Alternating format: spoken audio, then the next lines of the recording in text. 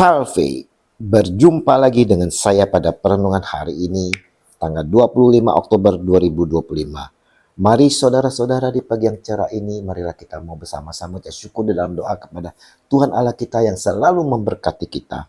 Dan juga jangan lupa, berilah senyuman dan sapaan kepada sesama kita. Kita awali perenungan pagi hari ini dengan tanda kemenangan yang telah diberikan oleh Tuhan kepada kita. Dalam nama Bapa dan Putra dan Roh Kudus. Amin. Jangan tunda untuk bertobat.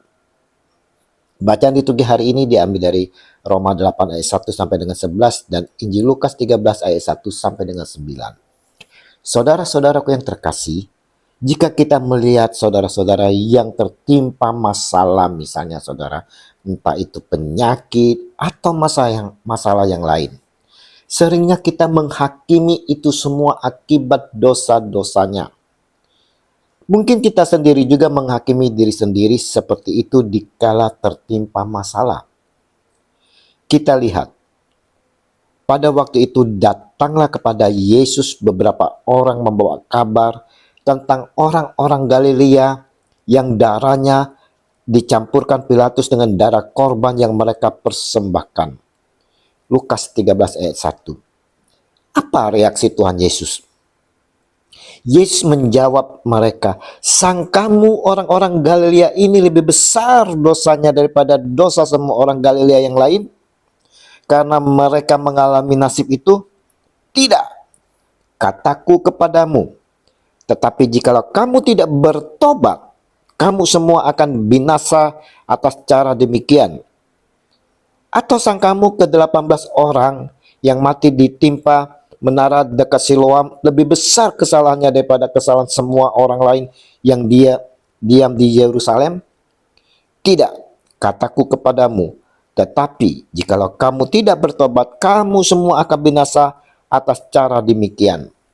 Lukas 13 ayat 2 sampai dengan 5. Saudara-saudaraku yang terkasih, malapetaka saudara dianggap sebagai siksaan dari Tuhan karena dosa-dosa dan kesalahan kita. Tapi Yesus tegaskan hari ini, "Tidak, kataku kepadamu, tetapi jikalau kamu tidak bertobat, semua akan binasa atas cara demikian." Yesus pun menyampaikan perumpamaan tentang pohon ara yang tidak berbuah, saudara. Diceritakan pemilik pohon ara yang pohon aranya tumbuh di ladang kebun anggurnya, tetapi tidak menemukan buahnya. Lalu ia berkata kepada pengurus kebun anggur itu, "Sudah 3 tahun mencari buah pada pohon itu dan aku tidak menemukannya. Tebangkanlah pohon itu, untuk apa dia hidup di tanah ini dengan percuma?" Jawab pengurus kebun itu, "Tuan, biarlah dia tumbuh tahun ini lagi. Aku akan mencangkul tanahnya dan memberi pupuk kepadanya. Mungkin tahun depan ia berbuah. Jika tidak, tebanglah dia." Apa yang hendak Lukas sampaikan dalam perumpamaan Yesus ini, saudara?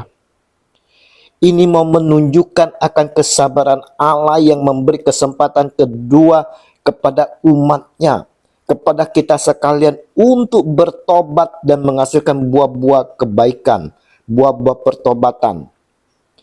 Tetapi saudara, kesabaran itu ada batasnya. Regi hari ini mau mengingatkan kepada kita semua untuk tidak mudah menghakimi, saudara.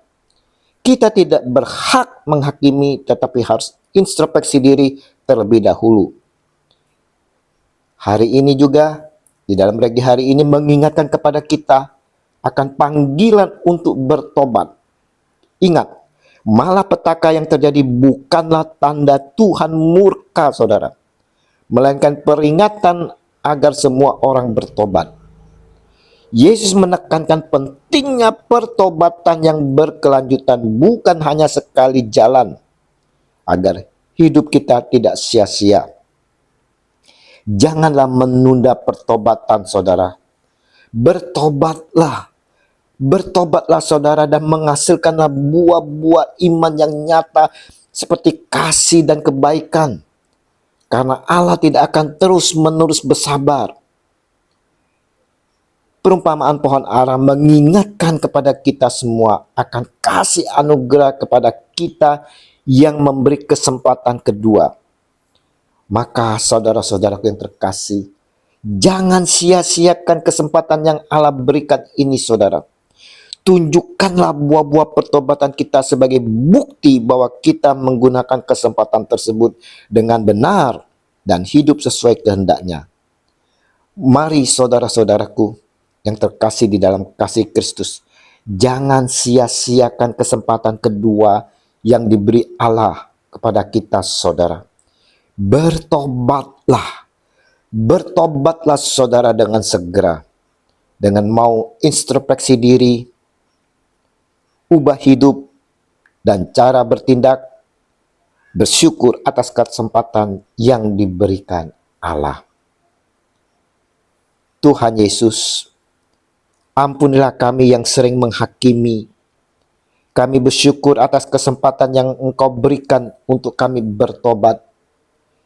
Biarlah oleh berkat bimbingan dan tuntunan Roh Kudus, kami dimampukan untuk memasuki dalam pertobatan sejati dan mampu menghasilkan buah-buah pertobatan demi Kristus Tuhan kami. Amin. Dalam nama Bapa dan Putra dan Roh Kudus. Amin. Shalom.